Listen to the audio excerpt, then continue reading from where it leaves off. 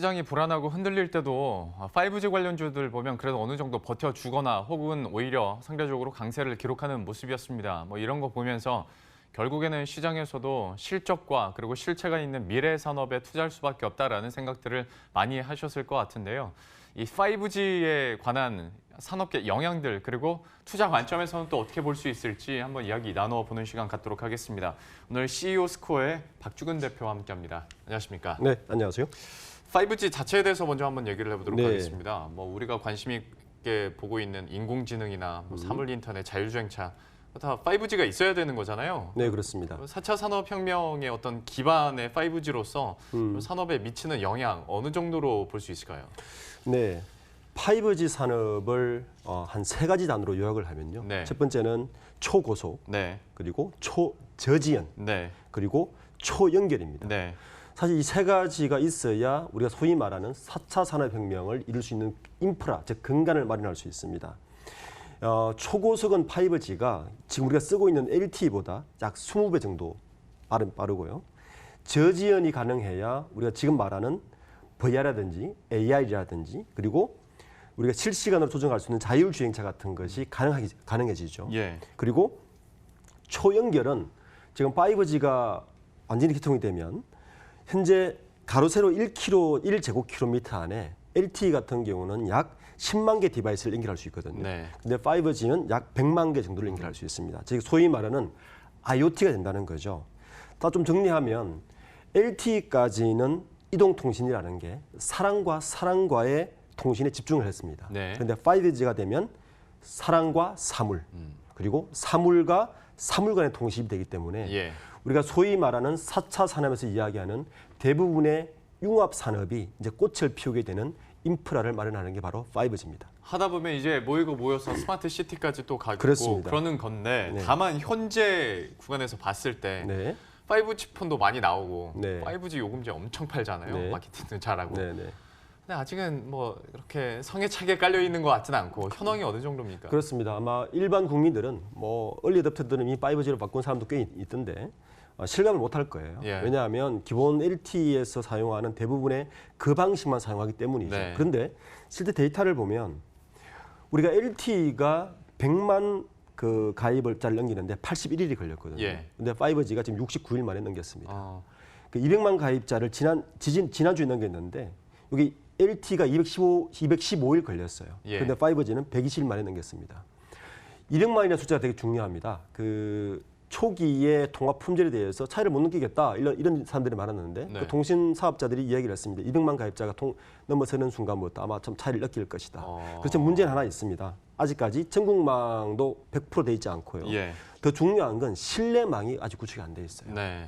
실내망이 구축이 돼야 실제 우리가 사무실에서 이 핸드폰 5G를 통해서 영상 회의를 한다든지 다자간 회의를 한다든지 이런 것들이 가능하게 되거든요. 그래서 아직까지는 아마 500만까지는 일반인들이 피부에 와닿게 5G가 실생활을 변화시키고 있구나라고 느끼지는 아마 어려울 것 같습니다. 그러니까 지방에 사시는 분들은 당연하고 수도권 내에서도 터지는 데가 있고 안 터지는 그렇습니다. 데가 많으니까요. 그리고 이렇게 가입자 수도 중요하다고 또 얘기를 해주셨는데 이게 실제로 서비스를 활용할 수 있어서 가입자가 늘어나는 건지 통신사에서 마케팅을 너무 열심히 해서 늘어나는 건지도 한번 따져봐야 될 문제인 것 같습니다.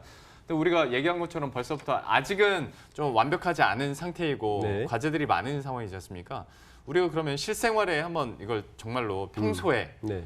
어색함 없이 네. 체감을 하려면 어느 정도 기간이 걸릴까요? LTE가 3GS LTE로 바뀌는데 한 1, 2년 걸렸어요. 네. 근데 그거는 단순히 그 통합 품질의 차이만 획기시켰는데 우리가 방금 말씀하셨듯이 실생활에 내가 어떻게 변화된 걸 느끼겠다라고 하는 건 최소한 전문가들은 3, 4년은 보는 것 3, 같습니다. 4년. 왜냐하면 단순한 스마트폰을 바뀐다고 해서 이 모든 게 바뀌는 건 아니거든요. 그 외의 인프라들, 우리가 갖고 있는 사무기기들과 가정 내 여러 기기들이 연결되는 이 초연기라는 게 연결이 될 때 5G 시대가 4차 산업 시대가 이렇게 오는구나를 느낄 겁니다. 아마 우리 요전 뉴스에도 침대 이야기를 하면서 IoT 이야기를 했거든요. 네. 그런 것들이 침대는 설치되어 있지만 실제 내 핸드폰은 아직 연결이 안 돼 있단 말이에요. 네. 그런 것들이 침대와 내 핸드폰과 의료기관까지 연결되는 이런 게 돼야 사람들이 5G가 이렇게 바뀌고 느끼는 거는 최소한 3, 4년은 걸리지 않을까라고 예측하고 있습니다. 이전에도 비슷한 맥락으로 제가 얘기를 한 적이 있는데 3, 4년이 걸리게 된다면 지금 5G 스마트폰 사신 분들은 2년 약정 안에 5G 그 서비스를 제대로 못 받을 수도 있는 상황인 거잖아요. 그렇죠. 일부 사용할 수 있겠죠. 그렇죠. 네네. 여기에 대해서는 좀 또 고민을 해봐야 될 또 하나의 문제거리가 될 것 같고 네. 좀 다른 측면에서도 한번 보자면 미중 무역 전쟁도 그렇고 또 한국을 포함해서 미중 간에도 이 5G 그리고 4차 산업혁명에 대한 어떤 주도권을 잡기 위해서 좀 열심히 지금 싸우고 있지 않습니까? 그렇습니다. 좀 앞으로의 향방 어떻게 예상하십니까? 실제 미중 무역 전쟁의 그 본질적 핵심 중에 하나는 사실 5G 문제였어요. 네. 왜냐하면 지금까지는 미국 주도의 글로벌 경제를 이끌어 왔는데 사실 5G가 되면서 이 5G 장비가 화웨이가 독점하다시피 하면서 미국이 굉장히 우려감을 느꼈죠. 그게 사실은 미중 무역 전쟁에 문제를 던진 거죠. 사실 5G 문제에 있어서 한국, 미국, 중국의 글로벌 관점에서 보면 세 가지 이슈가 있습니다. 그러니까 첫 번째 이슈는 누가 먼저 상용화 서비스를 만드느냐의 문제였는데 이건 우리나라가 며칠 만에 앞섰죠. 물론 국제 글로벌 기준에서는 아직까지 공인은 받지 못한 것 같은데 두 번째 문제는 바로 표준안의 문제입니다. 예. 근데 표준안을 가지고 재밌게도 한국과 중국이 싸우고 있습니다. 중국은 아시다시피 화웨이와 GT와 차이나 모바일을 중심으로 표준을 만들려고 하고 있고 네. 한국은 그 과학기술정보통신부하고 그리고 삼성전자하고 KT가 협력해서 글로벌 표준 싸움을 좀 하고 있습니다. 네. 이게 중요한 싸움이고요. 세 번째 싸움이 바로 장비 전쟁입니다. 장비 전쟁도 공교롭게도 우리 삼성전자와 화웨이가 글로벌에서 누가 앞서냐를 싸우고 있는데 미중 무역 전쟁으로 인해서 반대급부로 삼성전자가 이 부분에서 약간 덕을 보고 있는 것 같습니다. 네, 여기에서 또 어떤 시장 선점 측면이나 주도권 싸움에서 누가 이길지는 이것도 사실 현재 진행형이라 한번 계속 지켜보도록 할 텐데 정부 측에서도 좀 힘을 실어주고 있지 않습니까? 네, 그렇습니다. 지난주에 나온 또 소식 중에 하나는 한 4조 7천억 원을 여기 6대 신산업에 네. 투자를 하겠다. 올해보다 한 45% 늘어난 규모로 내년에 네. 이렇게 투자를 한다는 건데 여기에 대한 의미나 실질적인 효과는 어느 정도로 보십니까? 네, 그렇습니다. 정부에서 약 4조 7,100억을 투입했다고 한다고 이야기를 하는데 예. 이 내용을 좀 보면 그 작년에의 기준은 뭐냐면 3+1 전략 투자 전략이에요. 3+1은 뭐냐면 데이터, AI, 수도 경제에다가 플러스 혁신 인재로 그 축을 잡고 투자를 했는데 올해는 이 데이터 5G AI입니다. 플러스 수소 경제예요. 그러니까 혁신 인재가 좀 빠진 상태죠. 그러니까 내용은 별반 차이 없지만 5G가 그만큼 중요한 요소로 들어와 있다. 네. 정부 투자에서. 그리고 또 하나는 뭐냐면 아까 설명했지만 5G가 이 핸드폰만 바꾼다고 해서 사실 되는 건 아니거든요. 그 사물 인터넷이 어떻게 되는 건데 정부에서 첫 번째 투자가 뭐냐면 그 시설물에 대해서 빅데이터를 만들겠다는 거예요. 네. 시설물에 만들면 지금 재난 발생 시에 우리가 그 효과적으로 5G 효과를 볼 수 있는 부분이 있거든요. 네. 그러니까 이것이 아마 단초가 될 수 있다.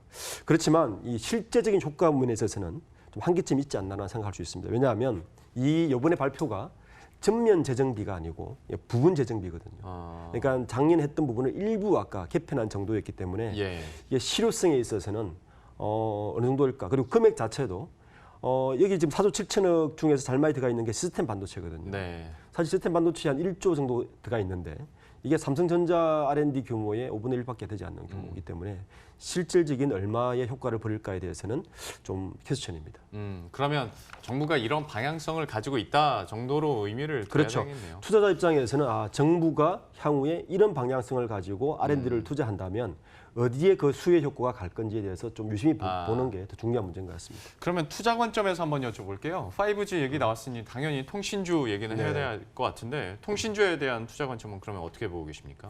이 통신주가 참 재밌습니다. 5G가 우리가 4월 달에 개통을 했는데 네. 그전부터 올 초부터 사실은 작년 연말부터 5G의 수혜주에 대해서 SK텔레콤, KT, LG플러스에 대해서 굉장히 기대를 많이 했었어요.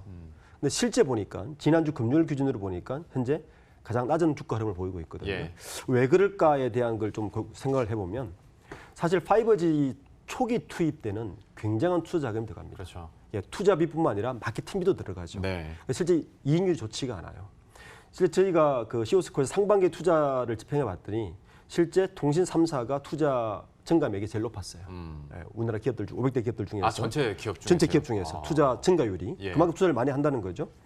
근데 그런데 이제 중요한 건 이 3분기, 4분기인데 이때는 이 투자를 얼마나 회수할 수 있을까를 좀 봐야 되는 포인트가 하나가 있고, 예. 그러니까 어느 통신사에서 투자 회수를 많이 할 수 있을까라고 좀 보는 게 한 포인트고, 두 번째는 이 5G는 LTE하고 달라서 융합 산업을 전방위적인 융합 산업을 어느 통신사가 다양한 콘텐츠의 사업을 하는가를 보는 게 중요합니다. 예. 예를 들어 스포츠라든지 연예라든지 이 5G의 인프라를 가지고 어떤 융합 산업을 많이 그 신산업으로 많이 만들어내는가, 예. 이것을 보는 것이 향후 투자의 중요한 포인트입니다. 예. 그 시너지에 대해서도 중요하겠는데 지금은 통신 3사가 이제 가입자 유치에 그렇습니다. 너무 신경 쓰는 것 같아서 예. 물론 이 부분도 중요합니다만은 네. 얼마나 다시 한번 수익을 낼 수 있을지 한번 지켜봐야 될 것 같은데요. 그러면 통신주 말고 그 부품 장비 쪽은 아무래도 산업 초기다 보니까 수혜를 많이 받아간다라는 얘기 많이 하거든요. 네, 그렇습니다. 여기에 대한 투자 관점은 어떻게 보십니까? 이 부분은 두 가지 포인트로 봐야 될 것 같아요. 첫 번째는 이제 LTE에서 5G로 바뀔 때 스마트폰 교체 수요가 늘어나지 않습니까? 이 교체 수요에 특히 그 어느 기업이 가능한 수혜를 보는가가 첫 번째 예. 포인트고, 또 하나 포인트는 재밌게도 이 지금 한일 간의 무역 분쟁이 일어나지 않습니까? 네. 재밌게도 이 5G 통신 부품도 사실 우리나라가 대일 의존율이 되게 높습니다. 네. 약 20기 이상 부품에서 의존을 하고 있는데, 이것도 지금 정보통신 우리나라 그 과학기술부에서 부품의 국산화를 추진을 하고 있어요. 네. 특히 그 장비 중에서 기지국, 그리고 안테나, 그렇죠. 광통신 부품의 지금 국산화를 추진하고 있는데, 이 세 가지를 정부가 적극 지원을 하면서 투자를 하고 있기 때문에 여기에서 어느 기업이 좀 수혜를 볼 것인가 보는 게 가장 핵심 포인트인 것 같습니다. 역시 그러면 지금으로서는 기지국이나 그러니까 어떤 설비, 기초 네. 설비에 대해서 좀 강점을 갖고 있는 부품주들을 보면 아무래도 매력도가 높아질 수밖에 그렇죠. 없겠네요. 이제 바뀌면 두 가지 이제 단계 넘어가야 되는 거죠. 첫 번째는 부품주, 이제 예. 하드웨어에 대한 인프라를 깔아야 되기 때문에 부품주를 좀 유심히 볼 필요가 있고요. 초기죠. 한 올 연말까지. 그리고 한 내년쯤 되면 가입자가 500만이 넘어서고 하면 그 다음은 5G를 통해서 파생적으로 생산될 수 있는 콘텐츠 산업이라든지, 예. 그리고 그 외 인프라라든지 자율주행이라든지 AI라든지 VR 같은 콘텐츠주를 유심히 보는 게 아마 투자자 입장에서는 중요한 포인트인 것 같습니다. 5G 장비와 부품주에 대해서도 이렇게 투자 의견을 들어봤고요. 한 1분 정도 시간이 남았는데 제가 궁금했던 한 가지만 여쭤보겠습니다. 그 화웨이 제재 때문에 사실 네. LG U+가 그 부품을 쓰고 있어서 네. 초반에 걱정이 좀 많았거든요. 그렇죠. 근데 어쨌거나 지금 계속 쓰고 있습니다. 네. 어떤 노림수가 있는 건지 아니면 어쩔 수 없이 그냥 계속 가는 건지 좀 어떻게 판단하고 계세요? 첫 번째는 아마 어쩔 수 없이 계속 가는 부분이 분명히 있을 거예요. 네. 왜냐하면 장비라는 게 초기 세팅을 해놓으면 거기에 모든 것을 맞추기 때문이죠. 그렇죠. 예. 두 번째는 유럽 상황을 보면 이제 EU 국가들은 이번에 화웨이 그 제재에 대해서 그렇게 크게 개의치 않은 것 같습니다. 이미 유럽 쪽은 화웨이 장비를 굉장히 쓰고 있어요. 왜냐하면 화웨이 장비가 가성비가 굉장히 높습니다. 네. 예, 다른 장비에 비해서. 그래서 유럽 쪽은 쓰는 거에 대해서 그렇게 개의치 않기 때문에 아마 LG U+ 측면에서도 유럽 쪽 시장을 보면서 조심스럽지만 그대로 유지하고 있는 것이 아닐까라고 생각합니다. 지금으로서는 그러면 이 구간 좀 지나면 유럽 네. 시장에서도 계속 쓰고 있으니 한번 버틸만 하겠다라는 생각도 좀 있는 것 같은데요. 이 부분에 대해서는 또 LG U+ 측에서 어떻게 반응하고 이것도 긴 시각에서 봐야 될 것 같습니다. 화웨이 제재와 관련해서도 이런 노림수 잠깐 들어봤습니다. 오늘 CEO 스코어의 박주근 대표와 함께했습니다. 고맙습니다. 수고하셨습니다. 네, 그럼 저희도 여기서 인사드리도록 하겠습니다. 참 시장 분위기가 좋지 않은데요. 좀 끝까지 대응 잘 하시고요. 저희들은 내일 이 시간에 또 새로운 뉴스들과 전략 들고 다시 찾아뵙도록 하겠습니다. 시청해주신 여러분 고맙습니다.